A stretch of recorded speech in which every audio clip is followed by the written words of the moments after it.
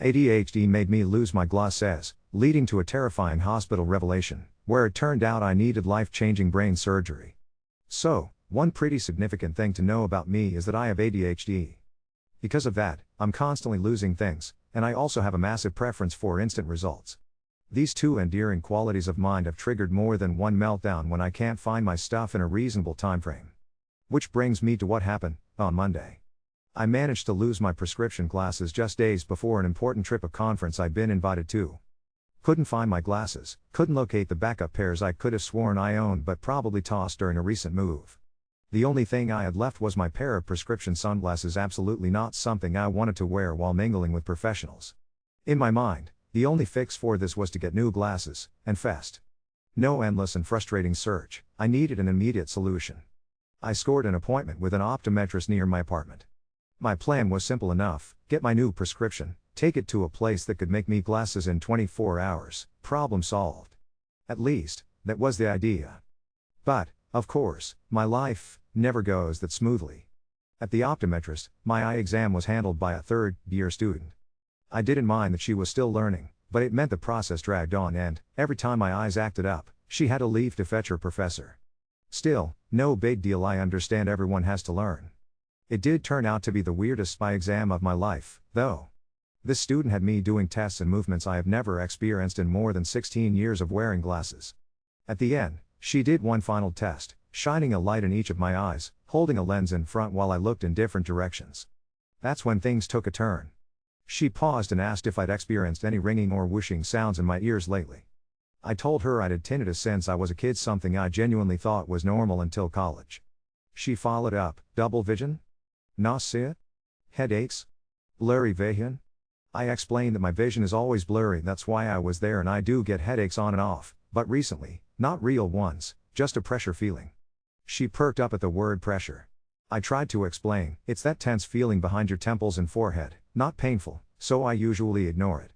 It happens almost daily, but sometimes it gets overwhelming enough that I'll just tell people I have a migraine, even though I know it's not. She wanted to know what counts as a headache for me, so I replied, when the pressure intensifies to a piercing pain, sometimes bad enough for ibuprofen.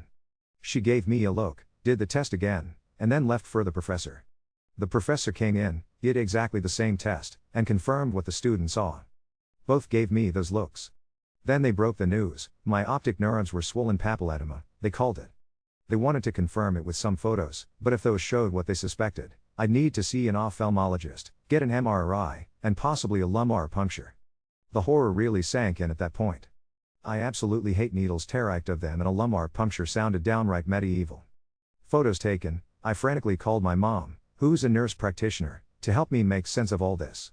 She confirmed it was papilledema, and pretty bad. They showed me diagrams, so much white, huge donut shapes of white on my optic nerves. Medically necessary MRI and a lumbar puncture, they said. My mom assured me I could request to be sedated or at least given something for anxiety, which would prove hugely important later. The optometrist, student, and professor insisted I needed to go to the immediately, referral in hand, to be seen by an ophthalmologist. So much for getting my new glasses that day. The was only a 10-minute walk, so off I went, prescription clutched in my hand, heart pounding. At the as I was checking in, I realized that I had nobody. I need to check up on my dog. I'm new in town and don't know many people. And if I was sedated for the lumbar puncture, how was I supposed to get home? Even if it was close, they probably wouldn't let me go on my own. That particular worry ended up being unnecessary, at least initially, because the doctor was totally dismissive. According to him, they see cases like this all the time. He figured the ophthalmologist would take a look and clear me, no scary tests needed. The ophthalmologist seemed a little dismissive too, until she saw that the optometrist from earlier worked for the same university as the hospital. Suddenly she was much more serious. She called the optometrist, compared notes, and redid all the tests herself. Yep, optic nerves, still very swollen. The culprit? Pressure in my head. She explained there were a number of possible causes for papilledema, most of them terrifying. She managed to rule out most with just a few targeted questions, and basic vitals, but to eliminate the truly scary stuff like a brain tumor I needed a brain MRI, followed by a lumbar puncture to measure the pressure in my spinal fluid. I had to wait hours for that MRI, and I wouldn't be released until they got the lumbar puncture results, which meant admission and observation at the hospital. I was going to miss my trip for the conference. The very reason I ended up in this mess trying to not miss the conference guaranteed I wouldn't make it at all. The irony was overwhelming. I called my mom, told her what was happening, and tried to convince her she didn't need to come up, even though she lives several hours away, and tried to figure out how to manage everything while being stuck in a hospital bed. She vetoed my suggestion pretty fast and, without hesitation, started the 6-hour drive to get to me even though it was already 11 p.m. Tuesday night. I was taken to the ER to wait to be admitted for observation and finally given my own room. The staff put me in a smaller waiting area, away from the lobby. Suddenly, no one was letting me go anywhere unless they pushed me in a wheelchair. They kept asking about my need for accommodations, looking at me with extra concern. They seemed extremely hesitant to let me leave the ER to try and hunt down the hospital's only open fast food spot. But I hadn't eaten since 9 a.m. And at this point, I was going, come hell or high water. No one could stop me. Well, I got pretty lost mostly because I was trying to follow a lame hospital map while also consoling my brother on the phone, who was drunk and crying because he was convinced I was dying. It was sweet, in a tragic sort of way. When I finally made it back with my food, the ER staff practically breathed a collective sigh of relief. Everything felt surreal until I was finally brought into the observation unit for real and got my own room. The nurse who admitted me kept giving me these strange looks when I did certain things. Finally, she asked if I was legally blind without my glasses. I told her no, but confessed that they were prescription sunglasses. I lost my regular glasses earlier, and that had kicked off the entire situation. She burst out laughing, unable to help herself. Apparently, everyone in the ER except the ophthalmologist thought I was blind the whole time. She ran to tell the other nurses that their blind patient was actually just an idiot with prescription sunglasses, and pretty soon I could hear everyone cackling in the hallway. I felt kinda bad. But suddenly, everything made so much more sense. Anyway, I told my nurse about my anxiety with needles, which was proven once we had issued, getting my Roman 4 in and drawing blood for tests. Turns out, I have deep veins. Even after the Roman 4 was inserted, the blood just randomly stopped flowing, so they had to get the rest from my hand, while I was in misery. Because of my needle anxiety, the staff decided to give me Adhd for my MRI, even though I insisted I wasn't claustrophobic. In hindsight, no regrets there. The MRI lasted 50 minutes, though it felt like 20 at most. I made it back to the observation unit around 1:30 a.m., spent the night drifting between sleep and fogginess, and finally my mom arrived in the early morning. She took my keys, checked on my dog for me, and then came back to sit with my unconscious self. I didn't properly wake until 9 a.m., jarred by my morning meds. There was a weird conundrum with the staff acting like they'd never heard of extended release Adderall, but I told them to forget it. Later that morning, the lumbar puncture team came in, which set me into full panic mode. They weren't going to sedate me after all, and no one had given me anything to help with the anxiety. Eventually, they agreed to give me more Adhd, this time in the form of a tiny pill. As I waited for it, my mom insisted it'd take 45 minutes to kick in. The LP team decided to get started anyway. They kicked my mom out. At that point I was actively crying, shaking, and hyperventilating into my hand, trying desperately to stay still. When they numbed the area, the assistant tried to reassure me, it'll just feel like being stung by a bunch of bees. If I had an ounce of energy, I probably would have laughed at how absurd that was, because there are very few things I fear more than needles, and bees are solidly one of them. Needles, I can brace myself for. Bees? That triggers my panic button in under a second. Even a fly buzzing too close sets me off because they could have been a bee. At that comment, all rational thought was gone, and the only thing keeping me pinned to that bed was a shard of logic whispering that I could cause irreparable damage if I moved with what surely looked like a tap for maple syrup staking out of my spine. I was shaking through the whole thing, which probably didn't help anything. Finally, it was over. My mom came straight back into the room. The LP team sent off my brain juice for testing and left us with some horrifying news. They told us about the pressure in my head. For context, 7/15 mmHg is normal for adults, 20/25 is pathological and a cause for concern. If you're at 4/50, you're in very dangerous, nearly lethal territory. Where was I? 36. 36. That constant pressure I'd felt every day and never recognized as headaches? Apparently, my brain had been sitting on the edge of popping like a grape underfoot. Hyperbolic, I know, but still. The LP team assured me they released enough pressure to bring things down to 20, which is still high, but safer. My mom rewarded me with a sweet treat, her way of saying good job for not totally losing it in there. The Adhd finally kicked in, and my mom left again to check on my dog. Apparently, she took it upon herself to clean and subtly rearrange my whole apartment too. Classic mom move. When she returned, hours had passed but it barely felt like anything thanks to the drugs. It was around 3:30 p.m. I'd pressed my call button twice, hoping to see my nurse, but no one responded. My mom finally stepped out to ask what was up, and the staff claimed no one was told I'd pressed the call button. Eventually, a nurse showed up to check my vitals and made a snarky comment about my mom and I being glued to our phones. Are you two, like, texting each other or something? No, actually. I was updating my friends on what was going on, and mom was barely awake, playing solitaire after only 2 hours of sleep. But sure, judge away. She wasn't even that old, maybe in her 30s. My mom was pissed. While the nurse was still there, I asked about my release time because I was starving. The nurse snarked that dinner would come in an hour, just like breakfast and lunch had. Breakfast? Lunch? I hadn't had a meal since 11 p.m. the previous night. The only thing I'd eaten was the sweet treat my mom gave me that morning. Both the nurse and my mom looked shocked.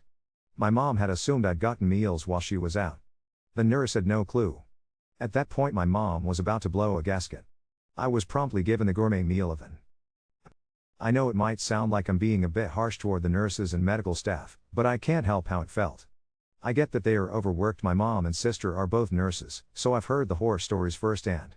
As misguided as the staff may have been, they were honestly sweet. My ophthalmologist was fantastic. The MRI team? Absolutely amazing. And the night shift in the observation unit was super attentive. But that LP team and those day shift nurses, my god, it was like they had been handpicked from the lowest circle of hell. The strangest part was that they didn't even look particularly busy. Out of all the rooms in that unit, only 3 including mine were occupied. After I told my mom and sister in detail everything that happened, they both agreed. My treatment that Wednesday was flat out unprofessional. Of course, they might be a little biased because of our relationship, but maybe I'm not as crazy as I thought for feeling the way I did. Finally, around 5 p.m.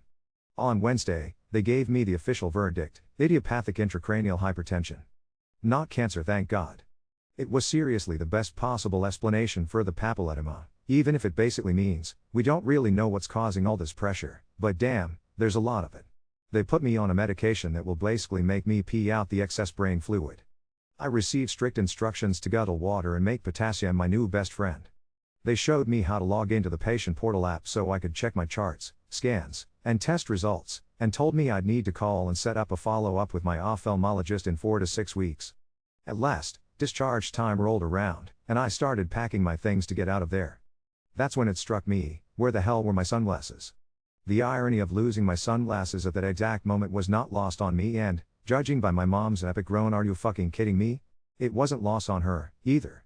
I couldn't blame her. Clearly, whoever runs the universe has a dark sense of humor. Thankfully, I did find the sunglasses, and we finally left. My mom helped me settle into my apartment. She even showed me where she had cleaned and put everything away before heading out on her 6-hour drive home. I woke up the next day so sore in my back that simply moving around seemed like climbing Everest. I called out of work and school again, realizing there was no way I could make it to the conference, even if I tried coming in late. Later, my mom checked in to see how I was. When I told her my back was achy, she asked me what I meant because, and I quote, "I'm only asking because you seem to think that a constant pressure in your head is not the same as a headache." Fair enough, honestly. I guess my sense of what counts as normal has gotten pretty warped. Just for peace of mind, I decided to give my mom access to my patient portal. She didn't even ask, it just felt right. Together, we noticed my test results showed abnormally high counts of white blood cells, macrophages, and some other immune system stuff. Strangely, no one in the hospital ever mentioned anything like that to me. I found myself going in circles. What could possibly cause that? I thought they ruled out infection. Is this something autoimmune? The uncertainty is maddening. 48 hours into my new life as a human breed to filter, I learned 3 things about the pee out your brain fluid med. My fingers now buzz like they are full of bees I did not consent to adopt. Every carbonated drink tastes like a TV trying to find a signal in 1997, and I've never been more aware of the exact location and personality of every bathroom within a half-mile radius. Also, the whooshing in my ear turned down from ocean in a conch shell to neighbor's distant box fan, which would be romantic if it weren't, my brain. My spine retaliated by upgrading to science, fair volcano whenever I tried to stand up too fast.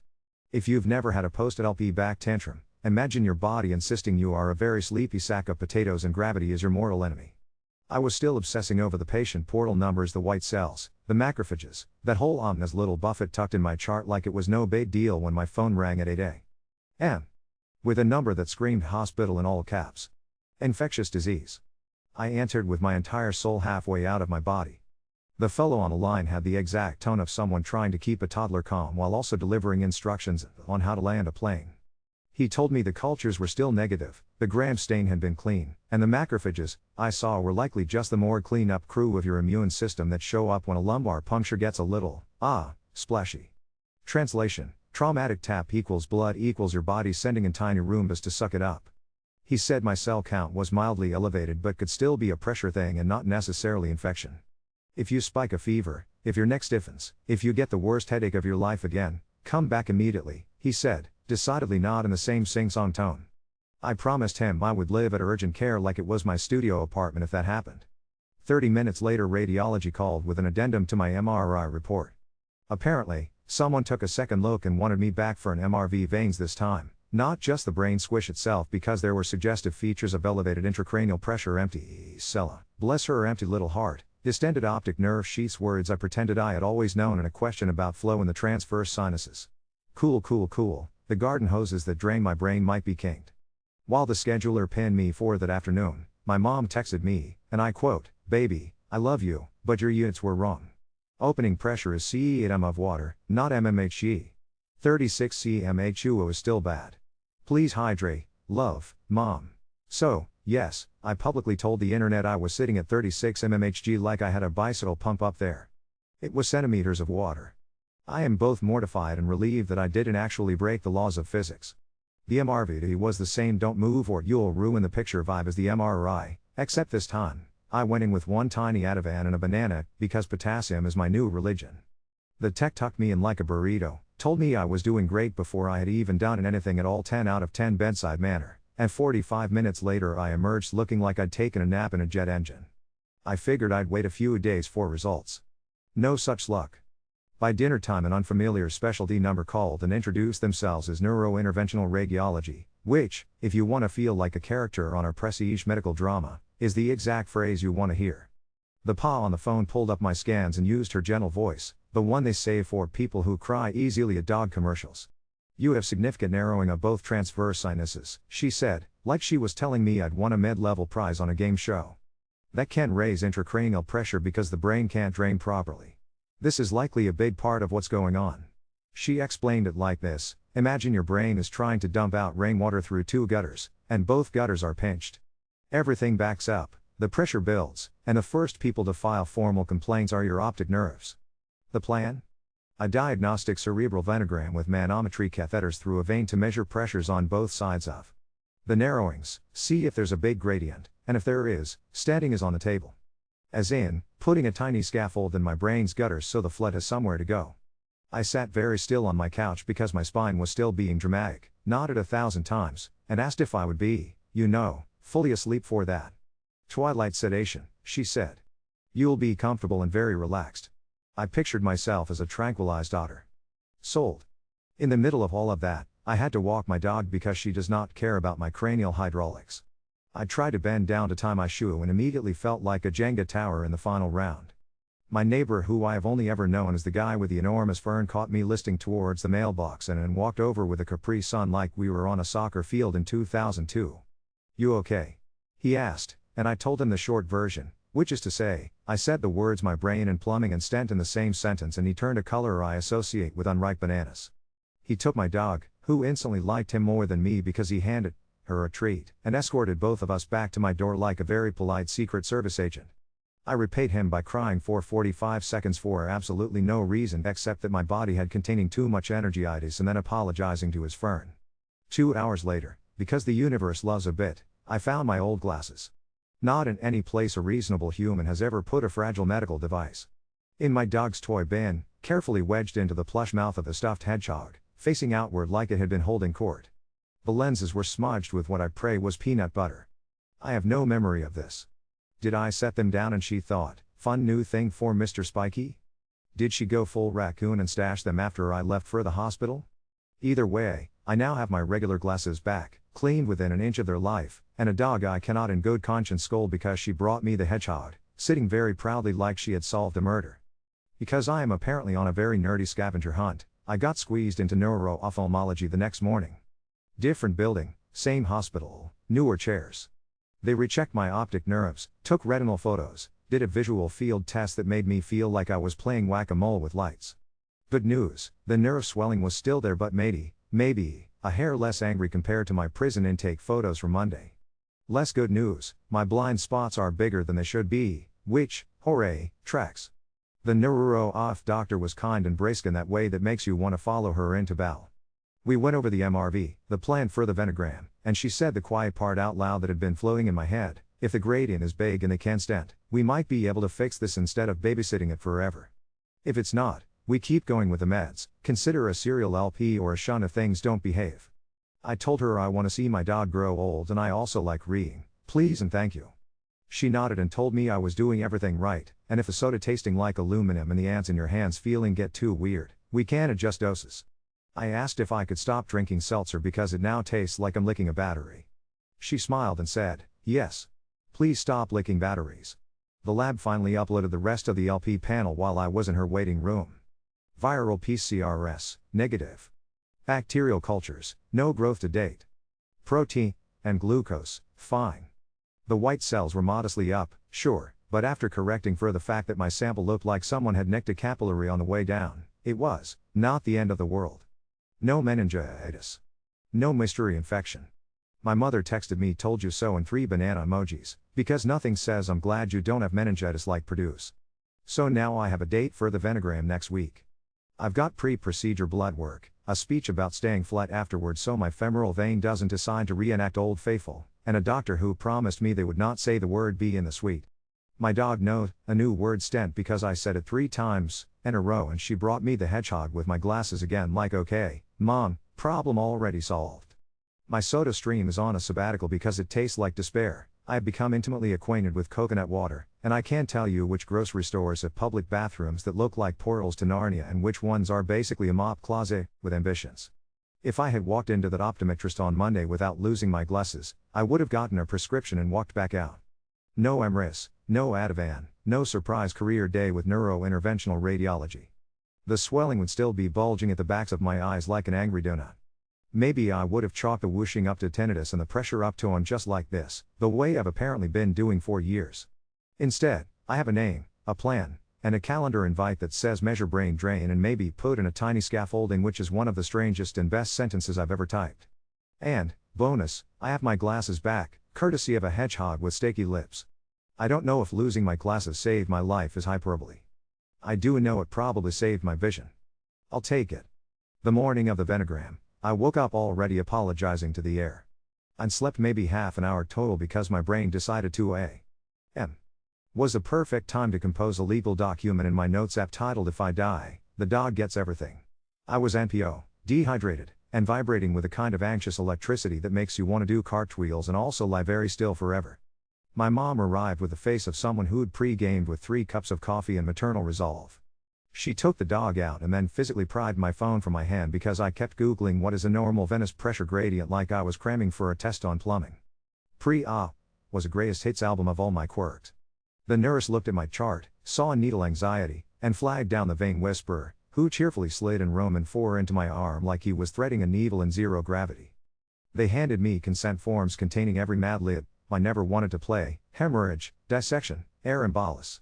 I signed like a haunted croc. The neurover popped in and went over the plan again in the kind of soothing tone you use for a golden retriever during fireworks: groin access, snake the catheter up, measure pressures on both sides of the narrowing. If the numbers are convincingly bad, we can go straight to stent while you're cozy in Twilight Land. I asked if Twilight meant I'd remember them narrating my insides like a wildlife documentary. You'll be comfortable, she said. You might remember some of it. I told her if I started monologuing about my dog hedgehog, she had my full permission to sedate me like a Victorian feigning lady. The suite looked exactly like a spaceship if a spaceship were designed by people with a deep, personal vendetta against radiation. Everyone wore Lee in those heavy thyroid babs. Someone tucked a warm blanket around me and taped my head in place so I wouldn't mindedly nod along to my own jokes, then they draped me sky to toes in a clean blue tent. The anesthesiology nurse introduced himself and put something in my Roman IV that felt like confidence melting. If Adhd is a gentle tide, this was a small, polite wave that picked me up and set me back down in the exact same place with all the edges rounded off. Tom got funny. There were the polite reminders to take deep breaths. There was cold on my thigh, then pressure, then the distinct sensation that my leg had become a radio antenna someone was tuning very carefully. Contrast made my mouth taste faintly like pennies and my scalp feel like a warm blush was moving through it. The interventionalist narrated in soft bullet points where we were going, when to expect the flush, except it wasn't bullet points because my brain decreed all punctuation a suggestion. I remember her saying the words right transverse sigmoid junction, and then someone said numbers. The numbers were in mmHg this time, which, for reasons that will only make sense to people who have argued with the units table at 3a. M. Felt like a cosmic inside joke. Upstream 22, downstream 7, I heard her say to the room. Gradient 15. People say things like aha in operating rooms the way other people say aha in escape rooms. She came down near my ear and said it to me, clear and close up, that's a significant gradient. I recommend we stent. Are you okay with us proceeding? I made the noise you make when you are a sea lion who has just been asked if he would like more fish. Yes. Please fix the kink gutters while I am a tranquilized otter. The balloon part was weird, not painful, exactly, but an insistent awareness, like someone gently persuading a grape through a straw. Then there was this precise second, like a glass breaking in the back of a crowded bar, when the whooshing in my right ear just stopped. Not turned down. Not muffled. It was like someone yanked the aux cord on the ocean. I started crying under the drapes so suddenly I startled myself. The anesthesiology nurse patted my shoulder without touching any of the 13 sterile things and said, "That's good. That's good." They did another contrast run. More numbers. Post-stent gradient 1, she said, like a lullaby. They parked me in recovery with a sandbag on my groin and strict instructions to pretend I was a plank of wood for the next 4 hours. If I bent my leg and turned my femoral vein into a slip and slide, I would earn a bonus night in a hospital and possibly a hematoma that looked like modern art. I lay there very flat and cried intermittently from relief and drugs and the kind of exhausted gratitude that arrives when your brain stops sounding like a seashell. My mom reappeared at my shoulder with a grin that had too many teeth in it. "How do you feel?" she whispered like she was in church. I told her the ocean got evicted, and she squeezed my hand and blinked fast enough to create a small breeze. They loaded me with the kind of pill pairing that would make a cardiologist nod, a baby aspirin and a clopidogrel tablet, the color of resignation. Every day, same time, the nurse said. "Don't skip. Call us if you sprout a bruise constellation or your gums try to audition for Carrie." Neuroer came back in scrubs with colorful shoes and went over the pictures with us on an iPad. There it was, in pixelated grayscale, my right transverse sign as before, a gloomy subway tunnel that narrowed to a sullen pinch, and after, a neat little scaffolding pressed up against the wall like it had always belonged there. She said we'd keep the acetazolamide on for now, taper if the optic nerves kept behaving, and see me in clinic in a couple of weeks. MRV in 3 months to make sure the traffic is still flowing beautifully. Watch the groin, watch for fevers, no heavy lifting, no yoga pretzel moves, go easy on anything that makes me a human pressure washer. Back home, the dog greeted me with her whole soul and then immediately attempted to jump directly onto the forbidden zone. I made a sound only bats can hear and she froze mid-air like a cartoon, which can only be explained by divine intervention or the fact that my mother has trained her better than I have ever trained myself. We compromised by making a nest of pillows on the floor so I could be horizontal while she supervised my face. Every 40 minutes she retrieved the hedgehog and placed it very gravely on my chest, like she was pinning a medal on a war hero. That first night, I kept startling at the quiet. No harbor. No box fan next door. Just the refrigerator humming and my own breath doing its very average best. My head still had that thick, cottony ache, and my back reminded me it had not forgiven the lumbar puncture and might never, but the pressure had changed shape. It felt less like an overinflated basketball and more like a damp cloud debating a drizzle. My fingers still buzzed, the carbonic anhydrase disco had not left the building, and sparkling water still tasted like licking a 9-volt, but I didn't care. I lay there and listened to nothing. By morning, the groin bruise had bloomed into a little galaxy. I shuffled to the bathroom like a ship at half-mast, took my tiny blood thinners like a kid takes Flintstones vitamins, and texted my mom a photo of my bandage because I have become that person. She drove back anyway because my mother's hobby is daring the interstate not to mess with her. She arrived with 3 bags of groceries, a foam wedge pillow, a pair of pajama pants with lemons on them so I would remember to hydrate. When she saw me walking to the kitchen without a hand on the wall, she exhaled in a way that a dust bunny is coming out of the vents. Neuro-ophthalmology squeezed me in again 2 days later to peek at the angry donuts. I wore sweatpants and a triumphantly average pair of normal glasses freshly liberated from the hedgehog's maw. They did the whole light show again, and the doctor hummed this small approving hum that made me want to frame it. Still swollen, she said, but less crisp at the margins. That's good. My blind spots were still dramatic, but the fields didn't look worse, which in this game counts as a win. We're going to be patient, she said, which is the single hardest thing for me to be. Give the nerve fibers time to stop being suffocated and then to stop being mad about having been suffocated. On the way out, the tech handed me a little card the size of a library card with my name, a stent brand I will absolutely forget how to pronounce, and a serial number. Keep this in your wallet, she said. For airports, Emirates, and people who like to collect your data. I put it immediately in my back pocket, felt righteous, and then 10 minutes later found it in the freezer with the frozen peas because I went to get ice and my brain does not believe in linear narratives. I rescued it and slid it behind my ID like a very nerdy badge of honor. The neighbor with the enormous fern knocked that afternoon holding a casserole in the fern, like a chaperone. For whatever you can't eat on blood thinners, he asked, as if Adhd required me to renounce lasagna. I gave him the shortest possible version again, tiny scaffolding, angry gutters, ocean gone, and he made the face of a man who once got light-headed during a flu shot and is not over it. He left with the dog's eternal devotion and my promise to text him if I needed someone to push a grocery cart while I limped regally behind it like a Victorian ant. That night, I dreamed I was swimming underwater, and when I broke the surface, everything was quiet and bright and someone was handing me a pair of dry glasses. I woke up to actual sunlight and an actual quiet apartment and the overwhelming urge to make a new calendar event that said you can breathe now.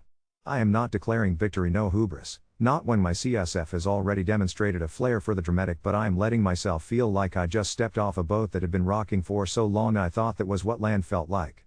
I have a pharmacy of pills with rules and a brew shaped like a weather map. I have a follow-up where someone will measure the patency of the tiny scaffold that lives in my head and tell me that the gutters are still doing their job. I have a dog who has learned that no jump means please do not assault my femoral triangle, a mother who is trying to turn me into a banana with legs, and a neighbor who brings me room temperature Capri Suns like we're at halftime. I also have this very specific, private little miracle, at 3 a.m. When the world is tuned to the exact frequency of all my old panic, I can lie in my bed and hear nothing except the soft, boring sounds of a home being ordinary. The ocean moved out. The angry donuts are shrinking. Somewhere above my ear, a tiny metal lattice is quietly doing the one thing I need it to do. And I am here, ridiculous and grateful, sipping coconut water like it's champagne and telling my dog that, no, she cannot have my stent card, even if she did, technically, find my glasses first.